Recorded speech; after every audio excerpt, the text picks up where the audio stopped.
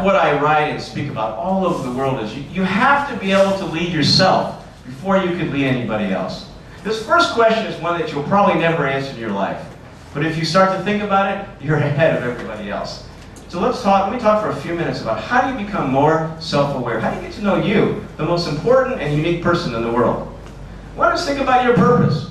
You know, what's the purpose of your life? That sounds kind of deep, right? And it is deep. But it's important because the more you understand yourself, the more you could understand others. Say you ask yourself, the purpose of my life is, how would you answer that question? And how you answer that question affects your behavior. Then you ask yourself, your values, you know, what's most important to you? If you took a piece of paper and you wrote down, here are the top 5 things that are important to me. And here's how I know if I'm following them, and here's how I know if I'm not. Those are your values. Once you have purpose, values, you're ready to start to look at behaviors. If you want to be healthy, and you make a list of all the things that you would have to do to be healthy, like eat well, exercise, and go to sleep early, and then you find out that you don't exercise, you don't sleep well, and you certainly don't eat very well, and then you go to bed at night thinking, well, this is why I don't feel well. So self-awareness comes from knowing yourself and aligning, matching your purpose, your values, and your behaviors. People ask me all the time, because I'm a career coach, they say, well, Craig, how do I discover my passion? How do I figure out the work I can do for a lifetime? And I think it's important, eventually, to find work you can do for your whole life. And usually it takes a few jobs. I suggest a very easy process, but complex. You should take a piece of paper, and on the left you write abilities. What do you think you're good at and you're motivated to do? Not just what you're good at, but you're not motivated to do. In my office near San Francisco, I have a light that's hanging down. It's broken. I know how to fix it. I should get a ladder, I should climb up, I should fix it, but I'm not motivated to fix it, you see. So it's just going to hang there until I hire somebody. So what are you good at doing, abilities, and what are you motivated to do? And then on the right side, you're deep interested. You know, what are you really interested in? If I sent all of you to a bookstore here in Ho Chi Minh City, what part of the bookstore would you go to? That usually gives you an indication in your life where your interests are. And then where's the intersection? How do you match your abilities and your interests? Where are the X's? Where are the matches? That's a good way to figure out where your passions are.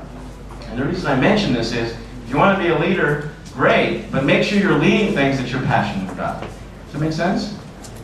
Good. With my students, I say, this means yes and this means no. Good. Let me talk about matching high challenges and high skills. If you want people to be happy at work, you want to match high challenges and high skills. And I'll talk about that in a minute. This is what most people, at least in America, don't like their work, and I'll tell you why. Some people have a job that's challenging, and they don't have the skills.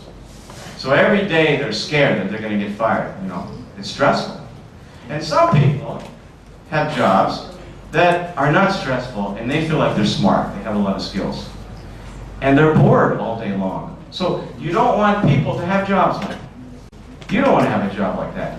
Finally, you don't want to have a job. You have to think about this. You don't have the skills, and you're not interested in doing it either. For me, that would be like, I don't know, you don't have many, which is good, fast food franchises here.